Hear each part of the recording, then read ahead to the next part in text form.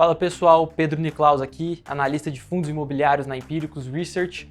Hoje vamos falar um pouquinho da nossa leitura da performance dos fundos imobiliários em abril e as nossas perspectivas para maio. O mês de abril foi um mês desafiador para os fundos imobiliários. Os impactos do cenário macro bateram na porta dos FIIs e registraram queda no mês, né?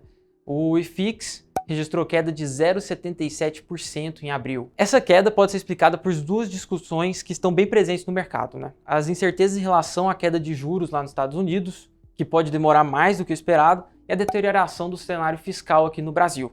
Essa piora das perspectivas fiscais, juntamente com essa incerteza do corte de juros nos Estados Unidos, elevou a projeção da taxa Selic aqui terminal no país, que já está acima de 9,5%, né? Enquanto isso, as NTN-Bs estão com juro real na casa de 6%.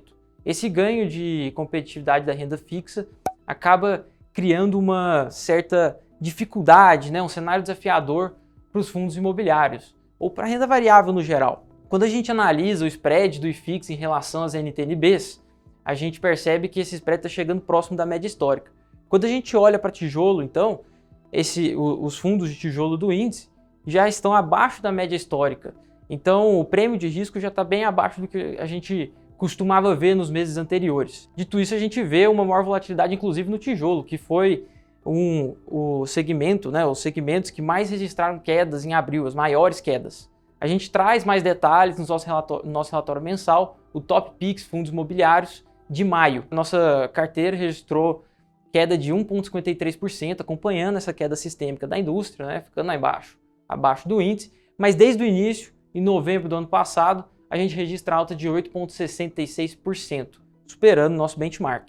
Do lado positivo, né, como está o andamento da indústria, a gente vê ainda um ritmo acelerado de emissões. O ano começou bem acelerado, temos bons resultados de captação, bons resultados de performance, alguns fundos inclusive batendo recorde de captação, o que é positivo, demonstra o interesse do investidor pela classe de ativo. Agora, é claro que com essa queda, com esse aumento da taxa de juros, pode ser que a gente tenha uma desaceleração dessas emissões, pelo menos por hora, né? Alguns fundos que estavam realizando emissões para poder reestruturar o seu passivo vão ter que esperar um pouco e a gente vai ter que ver como vai ser essa renegociação, né? Essa gestão do passivo deles. Por outro lado, a gente tem um aumento do número de investidores, já estamos com quase 3 milhões de investidores na B3, em fundos imobiliários, o que é positivo e casa bem com essas informações que eu passei do aumento da captação nas emissões, né? Esse interesse dos investidores pela classe,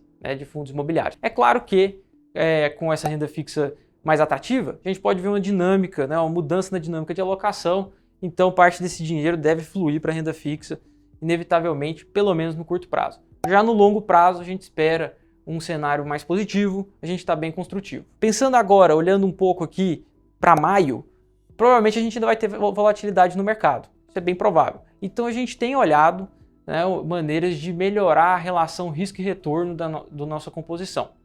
A gente tem buscado mitigar um pouco dessa volatilidade. E nesse momento, opções de crédito, né, crédito imobiliário, principalmente high grade, se mostram como opções bem interessantes. Pensando nessa linha do crédito, trouxemos para o mês de maio o CSHG Recebíveis Imobiliários, HGCR11, um fundo de crédito imobiliário que tem em sua carteira 45 CRIs, sendo mais de 90% high grade, ou seja, com risco de crédito controlado. Um diferencial desse fundo, que eu gosto bastante, é a capacidade de originação e estruturação das operações por parte da gestora. Quase 100% das operações são originadas pela CSHG, o que garante o acompanhamento mais próximo dos devedores e também a estruturação de garantias mais fortes e multas de pré-pagamento mais elevadas.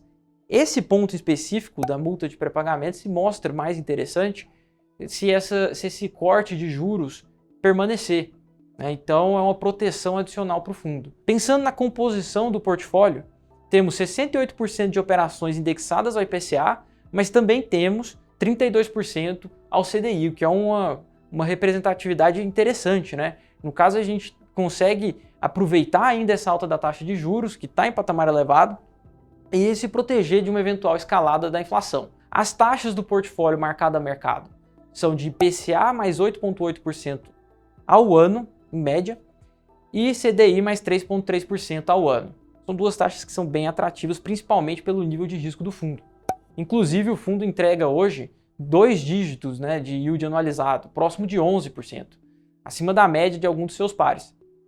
Nas nossas perspectivas, né, nossas projeções, o fundo deve manter essa casa de 2 dígitos de distribuição, pelo menos pelo próximo ano, o que é um patamar bem interessante. Então a gente está falando de um veículo que promove um retorno interessante para o cotista e consegue mitigar a oscilação de preços da carteira. Para receber a tese completa do HGCR11 e os demais ativos presentes na carteira, acesse o link na descrição do vídeo. Bom, por hoje é só, pessoal. Esse foi o nosso panorama do cenário de fundos imobiliários. Espero vocês no próximo vídeo.